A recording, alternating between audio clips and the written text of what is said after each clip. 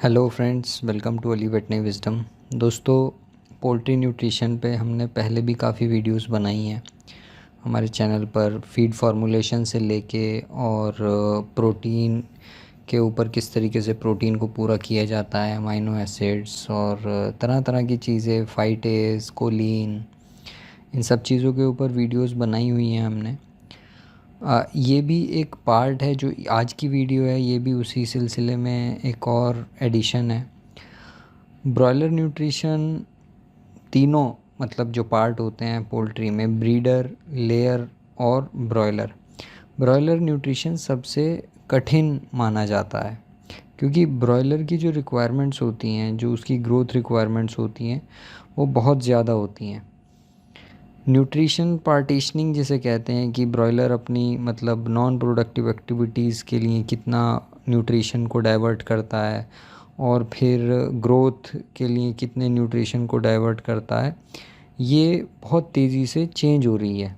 मतलब ये जो डायनामिक्स है, इसी वजह से हम अगर ब्रीडर की बात करें या फिर लेयर की बात करें तो उनके अंडा देने, क्योंकि ब्रीडर भी अंडे देने के लिए पाले जाते हैं, उससे चूज़े निकलते हैं, और लेयर को भी हम अंडे के लिए पालते हैं, तो उसमें इतना बदलाव देखने को नहीं मिल रहा है। वो जितने अंडे देती हैं उतना ही वो मतलब प्रोडक्शन है कई सालों से स्टैटिक है एक तरीके से कि 300 से या 330 तक अंडे एक लेयर देती है, बस उनकी प्रोडक्टिव लाइफ थोड़ी थोड़ी बढ़ रही है। वहीं ब्रॉयलर के अंदर चीज़ें बहुत तेज़ी से चेंज हो रही हैं। एक रिसर्च पेपर मैं पढ़ रहा था, उसके अंदर एक शायद स्कॉटलैंड में या स्वीडन में या किसी यूरोपियन कंट्रीज़ में, वहाँ पर उन्होंने 1.15 का एफसीआर अचीव किया लगभग 2 किलो के वेट पर।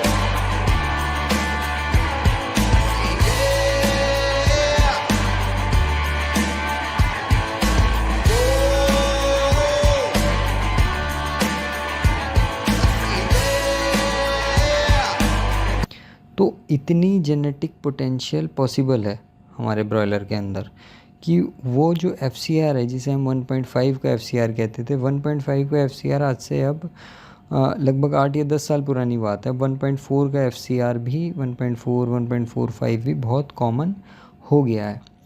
लेकिन जब ये चीज़ें बदल रही हैं तो एक तरफ और भी प्रॉब्लम चल रही है। वो प्रॉब्लम है फीड इंग्रेडिएंट्स के महंगे होने की प्रॉब्लम। कंपटीशन बहुत तेज़ी से बढ़ता जा रहा है। तो इसमें अगर हम देखें, फिनिशर चलाने के बाद कई बार ऐसा होता है, फार्मर्स में ये देखने को मिलता है, कॉल करते हैं, मैसेज करते हैं कि सर ग्रोथ नहीं हो रही है या मॉर्टलिटी होने लगी है। तो अगर उनसे जब ये पूछा जाता है कि हाल फिलहाल में उन्होंने फीड को चेंज किया है, तो सब में यही एक कॉमन बात देखने को मिलती है कि उन्होंने हाल फिलहाल में फीड को चेंज किया होता है, जिसकी वजह से प्रॉब्लम आती है।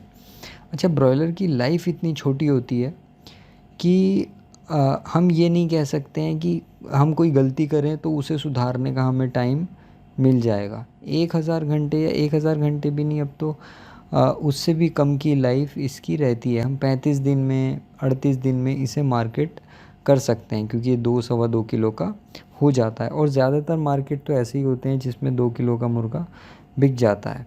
तो फार्मर्स क्या देखते हैं, ये मेरा अपना ऑब्जर्वेशन है, इसमें कोई बहुत ज़्यादा टेक्निकल चीज़ नहीं है, मेरा अपना ऑब्ज़र्वेशन है।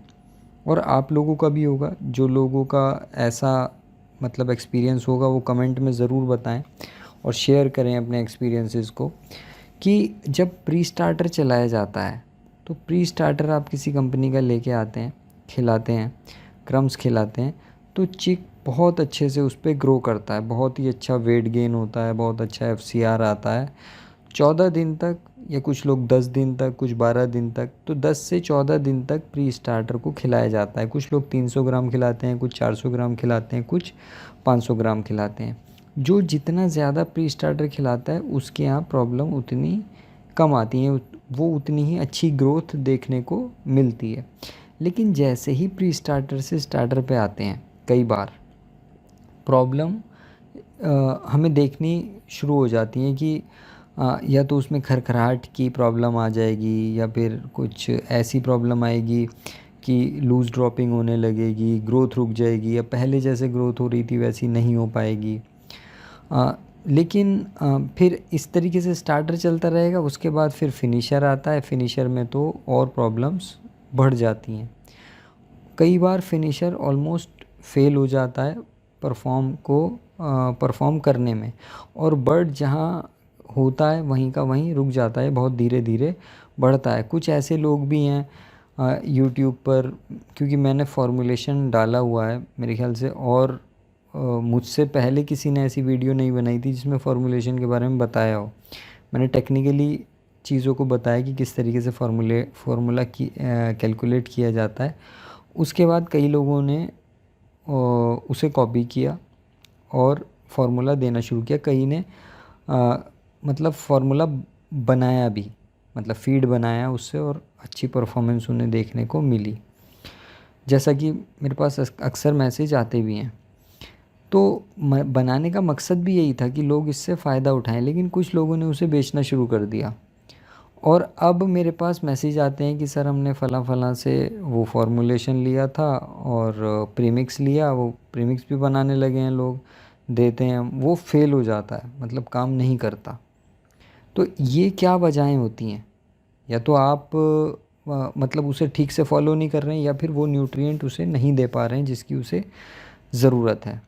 तो प्री स्टार्टर लोग 300 से 400 ग्राम खिलाते हैं 10 से 12 दिन या 14 दिन तक, और 400 ग्राम वेट उन्हें उसमें मिल जाता है, जिसमें अगर चिक की क्वालिटी ठीक है, चिक्स की क्वालिटी ठीक है, चूज़ा ठीक है, तो मोर्टलिटी ज़्यादा देखने को नहीं मिलती है। आधा 1% मोर्टलिटी होती है इन 12-14 दिन के अंदर।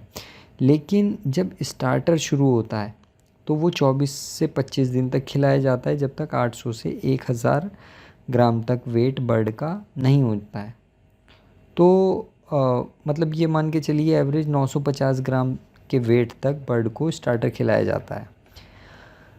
लेकिन sound problem, coccidiosis, loose dropping, CRD और मोर्टिलिटी वगैरह स्टार्टर चलाने के बाद ये वाली प्रॉब्लम्स थोड़ी बढ़ जाती हैं। अगर ऐसा होता है आपके फार्म में, क्योंकि मैं अपने उस एक्सपीरियंस से क्या बता रहा हूँ कि जो फार्मर मेरे साथ शेयर करते हैं, मैं खुद की भी फार्मिंग कर रहा हूँ अब, मतलब अभी दूसरा बैच हमारा शुरू हुआ है, पहला बैच अभी हाल फिलहाल में ही निकला है।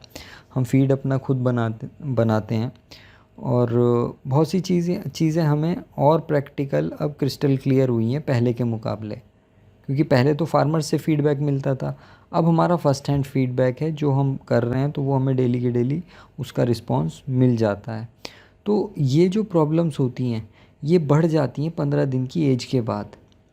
तो 15 दिन की एज पे ऐसा क्या होता है, तो ये देखने वाली बात है। एक तो मैटरनल एंटीबॉडीज़ कम हो जाती हैं, दूसरा क्या है कि हम फीड की न्यूट्रिएंट डेंसिटी को कम कर देते हैं। प्री स्टार्टर बहुत अच्छा बनाती हैं कंपनियाँ, वो उसके क्वालिटी को डाउन नहीं करती, क्योंकि वो बिकता बहुत कम है। अभी हम आगे देखेंगे इस चीज़ को।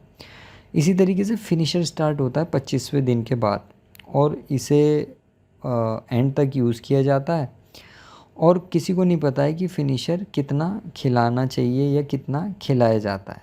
1600 से 1800 ग्राम तक लोग खिलाते हैं, तो 300 से 400 ग्राम प्री स्टार्टर खिलाएंगे, 800 ग्राम से 1 किलो तक स्टार्टर खिलाएंगे, और 1600 से 1800 ग्राम फिनिशर खिलाया जाता है, क्योंकि कॉस्टिंग अलाउ ही ऐसा करती है। जो फीड मार्केट में मिलते हैं वो इसी पैटर्न को फॉलो करने को मजबूर करते हैं फार्मर को। लेकिन आज का जो बर्ड है वो ऐसा नहीं रहा है पहले जैसा। उसकी प्री स्टार्टर की, क्योंकि जैसे जैसे जेनेटिक पोटेंशियल उसका बढ़ रहा है, जैसे मैंने बताया कि वो बर्ड जो है वो जेनेटिकली 1.4 के FCR, मतलब ऑन एन एवरेज, मतलब एवरेज फार्म कंडीशंस अगर हैं, फीड अच्छी क्वालिटी का है, उसके अंदर मटेरियल अच्छा है, तो 1.5 का 1.4 का FCR वो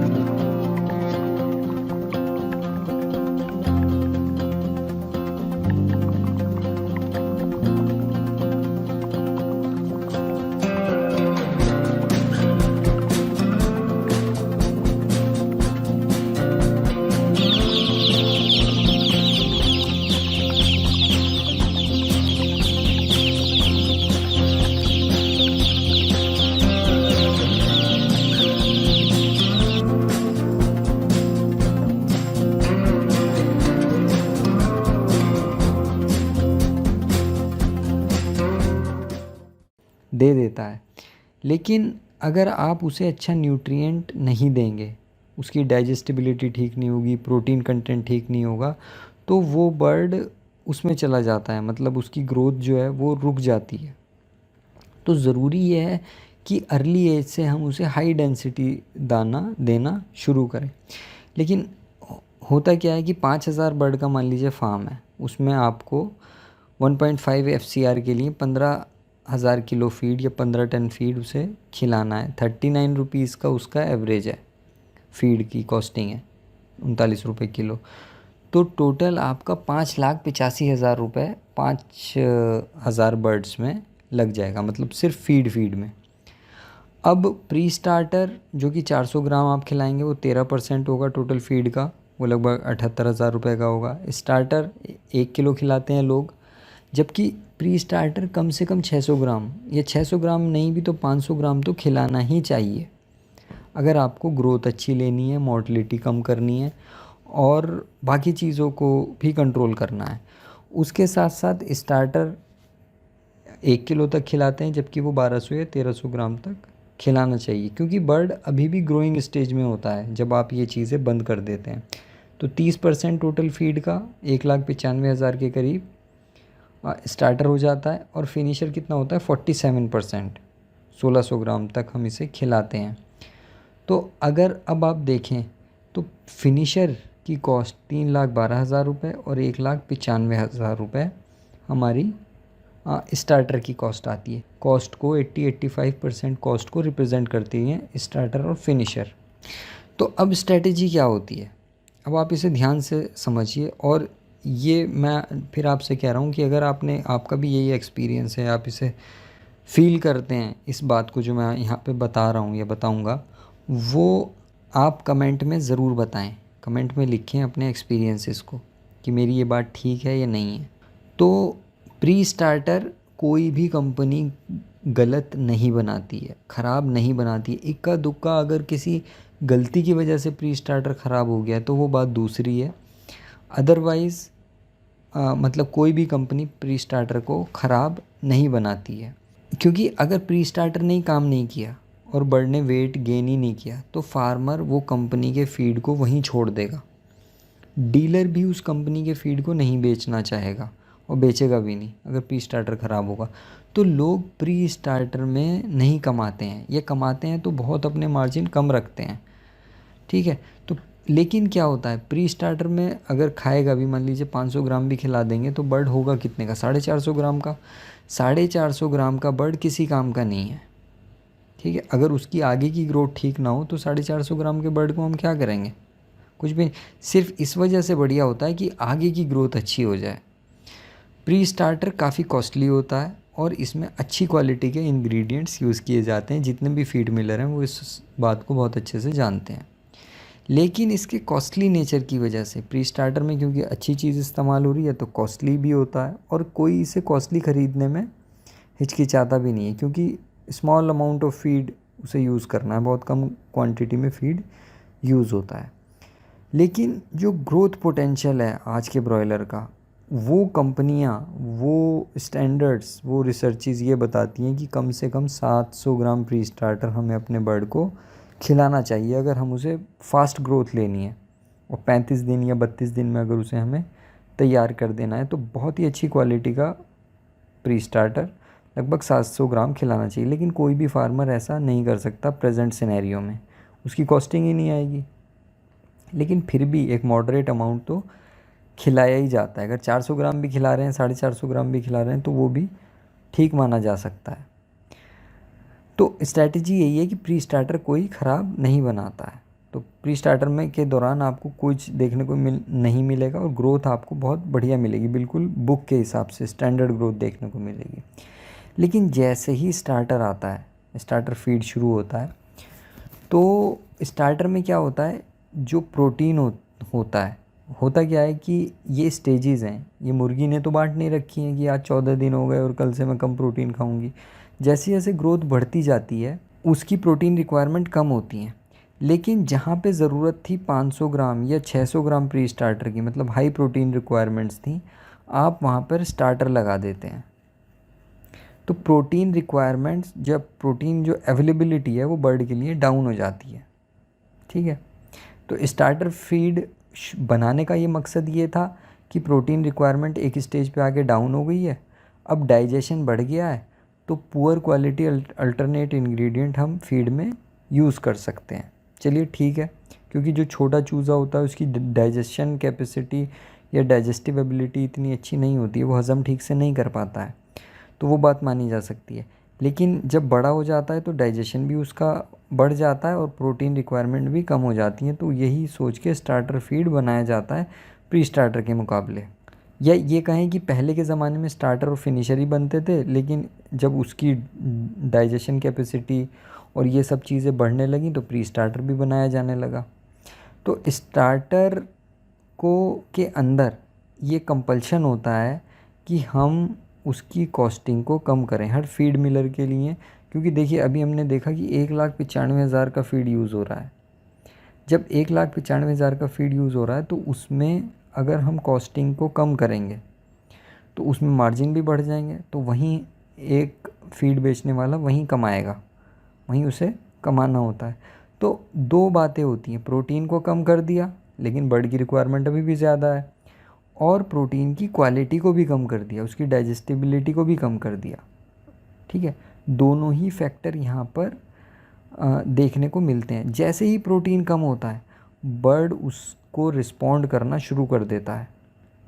जैसी ग्रोथ आपकी हो रही होती है 14 दिन तक, मतलब अगर आप ग्राफ प्लॉट करेंगे आपको एब्सोल्यूट ग्रोथ मतलब बड़ा होता हो तो दिखेगा, लेकिन आपको एक जो उसकी ग्रोथ होगी, रिलेटिव ग्रोथ होगी, वो कम हो जाती है ना। तो इस वजह से स्टार्टर फीड, अच्छा उसका प्रोटीन फिर और चीज़ों की तरफ भी डाइवर्ट करना है, जैसे मैटरनल एंटीबॉडी या जो अंडे से इम्यूनिटी आती है वो कम हो रही होती है 14 दिन के आसपास, तो अब उसे अपनी भी अंदर भी इम्यूनिटी बनानी है, उसके लिए भी प्रोटीन चाहिए। तो ख़राब क्वालिटी के इंग्रेडिएंट जैसे MBM है, DDGS है, राइस पॉलिश है, मस्टर्ड DOC, GNE वगैरह, इनका यूज़ बढ़ जाता है क्योंकि ये थोड़े सस्ते होते हैं, तो फीड की कॉस्टिंग डाउन लाने के लिए। लेकिन बर्ड की रिक्वायरमेंट अभी भी उतनी ही है जितनी क्योंकि हमने प्री स्टार्टर को जल्दी बंद कर दिया है, समझे आप। तो कुछ प्रॉब्लम्स यहाँ पे देखनी हमें शुरू हो जाती हैं, वो ग्रोथ से रिलेटेड भी होती हैं, मोर्टलिटी से भी रिलेटेड होती हैं, और चीज़ें भी वहाँ पर आती हैं। अगर आपका चूज़ा भी बेकार है या चूज़े की क्वालिटी भी ठीक नहीं है, मोर्टलिटी शुरू में काफ़ी हो गई है पहले 7 दिनों में, तो फिर तो इसमें मतलब नैया डोलने ही लगती है। ठीक है, तो पॉइंट यहाँ पर यह है कि स्टार्टर को कॉस्टली सेल नहीं किया जा सकता है, उसे महंगा नहीं बेचा जा सकता है, क्योंकि कंपटीशन बहुत ज़्यादा है। लोग 10-10 करोड़ रुपए प्लांट में लगा के बैठे हैं, 20-20 करोड़ रुपए प्लांट में लगा के बैठे हैं, है ना। तो उन्हें मार्जिन कमाना उनके लिए बहुत ज़रूरी है, वरना वो बैंकरप्ट हो जाएंगे और बिल्कुल उनके पास कुछ नहीं बचेगा। सब कुछ मतलब अब आप सोच सकते हैं किसी ने 10 करोड़ रुपए अगर लगाए हैं प्लांट के अंदर तो उसके लिए कमाना कितना ज़रूरी हो सकता है। तो बर्ड जो ग्रो करती हैं वो इसी उस पर डिपेंड करता है बर्ड्स का ग्रो करना कि उसे न्यूट्रिएंट क्या अवेलेबल हो रहा है। तो फिनिशर में भी यही होता है कि जब स्टार्टर की ज़रूरत होती है उस टाइम हम फिनिशर यूज़ शुरू कर देते हैं। फिनिशर के अंदर प्रोटीन स्टार्टर से भी कम होता है। तो क्या यहाँ पर बताना का मकसद ये है कि जैसे जैसे प्रोटीन की रिक्वायरमेंट बर्ड की होती है हम अपने उसकी तो ज़्यादा है रिक्वायरमेंट, लेकिन हम अपने हिसाब से जो हमने इमेजिनरी पार्टीशन बनाए हुए हैं प्री स्टार्टर स्टार्टर फिनिशर के, वो हम अपने हिसाब से चेंज करते चले जाते हैं। अब हमेशा एक जैसा नहीं होगा, मैं ये नहीं कह रहा हूँ कि हर बार फिनिशर आपका प्रॉब्लम करेगा, लेकिन अगर साल में आप 6 क्रॉप्स निकालते हैं या 7 क्रॉप्स निकालते हैं तो 4 क्रॉप्स में आपको अच्छी खासी प्रॉब्लम देखने को मिलेगी और एक क्रॉप में आपको मतलब बीच का रहेगा, 2 क्रॉप आपके सही निकल जाएंगे जब फीड इंग्रेडिएंट्स के दाम थोड़े से सही होते हैं। तो फिनिशर में भी यही होता है, प्रोटीन रिक्वायरमेंट्स मतलब बर्ड की हम ये मान लेते हैं और कम हो गई हैं, डाइजेशन बढ़ गया है, तो 950 ग्राम के जब बर्ड होता है तो उस टाइम हम फिनिशर शुरू कर देते हैं। कॉस्ट कटिंग के चक्कर में फार्मर क्या करता है कि प्री स्टार्टर कम खिलाता है और स्टार्टर भी क्योंकि थोड़ा महंगा तो होता ही है वो भी कम खिलाता है और फिनिशर शुरू कर देता है जबकि उसे रिक्वायरमेंट होती है स्टार्टर फीड की। स्टार्टर शुरू कर देता है जबकि उसे रिक्वायरमेंट होती है प्री स्टार्टर फीड की। तो ऐसे केसेस में ग्रोथ जो है वो काफ़ी डाउन हो जाती है और मोर्टलिटी भी दिखने लगती है क्योंकि प्रोटीन ही लिमिटेड है। जो उसे डाइट में प्रोटीन अवेलेबल होना चाहिए था वो प्रोटीन ही अवेलेबल नहीं हो रहा है। तो प्रोटीन के को कम करने के साथ साथ, क्योंकि सबसे महंगी चीज़ क्या है अगर दाने में हम देखें तो सबसे महंगा होता है प्रोटीन। प्रोटीन कहाँ से मिलता है? सोया DOC से। सोया DOC सबसे महंगी चीज़ है।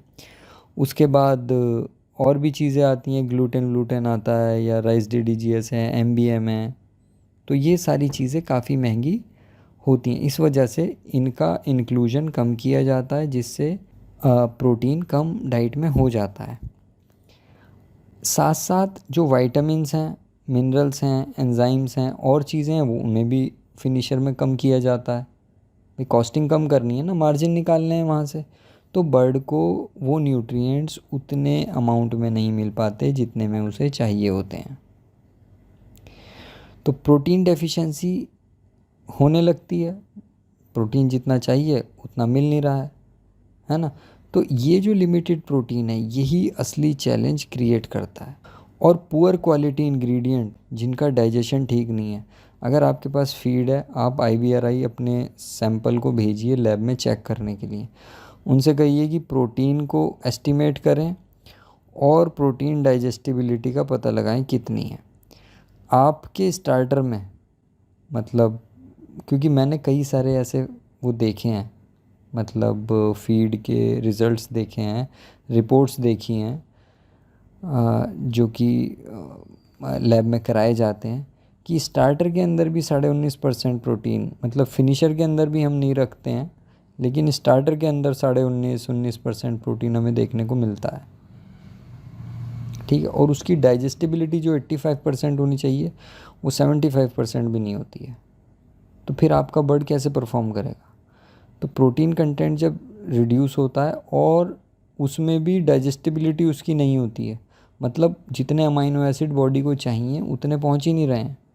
तो इससे क्या होता है कि जो प्रोटीन डाइजेस्ट नहीं कर पाई बॉडी, एंजाइम्स जो डाइजेस्ट नहीं कर पाए, वो क्या होगा, वो माइक्रोबियल लोड उससे बढ़ेगा। कैसे बढ़ेगा?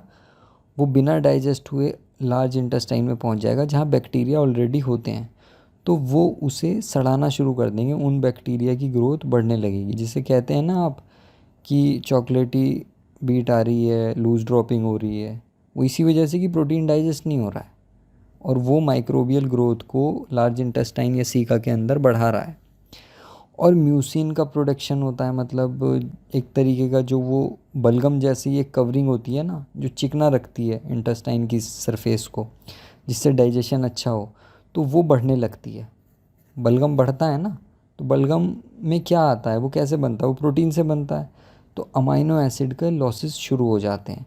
एक तो वैसे ही अमाइनो एसिड कम है, दूसरा म्यूसिन के प्रोडक्शन में जा रहा है, तो उसे एंट्राइटिस हो रही है, बीमारी हो रही है, उसमें एंटीबॉडीज़ बन रही हैं। तो प्रोटीन ग्रोथ की जाने के बजाय सब कुछ सही चलता हुआ आपको दिखेगा, लेकिन ग्रोथ नहीं दिखेगी, यह वैसी नहीं दिखेगी जैसी होनी चाहिए। और साल में हमेशा ऐसा नहीं रहेगा। 7 में से 2 बैच बहुत बढ़िया निकलेंगे, वो ऐसे निकलेंगे कि वो आपको सब कुछ भुला देंगे। समझे आप लोग? तो वो इंसान याद नहीं, उसे लगता है कि बस मेरी ही कोई गलती है, जबकि बर्ड के पेट में कुछ भी नहीं जा रहा है। पानी जा रहा है और हवा जा रही, वो पानी जा रहा है और फीड जा रहा है। कुछ भी प्रॉब्लम आ रही है तो इसका मतलब वो फीड से ही आ रही है। या फिर चूज़े की क्वालिटी भी एक हद तक डिपेंड करती है, 15 से 20%, 30% तक चूज़े की क्वालिटी भी होती है। लेकिन ब्रीडर बहुत अच्छे से रखे जाते हैं। कॉब वगैरह का चूज़ा लेंगे आप तो चूज़े की क्वालिटी भी कोई बहुत मैटर नहीं करती है। फिर साउंड की सीआरडी की प्रॉब्लम आ जाती है, एक्यूट फेस प्रोटीन्स बनते हैं उसमें। अगर खरखराहट भी हो रही है तो कुछ प्रोटीन्स बनते हैं जो कि इम्यून प्रोटीन्स होते हैं, उसके लिए भी प्रोटीन चाहिए। तो प्रोटीन मसल्स में जाने के बजाय इन जगहों में डाइवर्ट होने लगता है। समझे आप? तो रिक्वायरमेंट प्रोटीन की हायर होती हैं जब इन्फेक्शन हो जाता है, मतलब इन्फेक्शन होगा या कोई प्रॉब्लम आएगी तो प्रोटीन वैसे भी ज़्यादा चाहिए बर्ड को।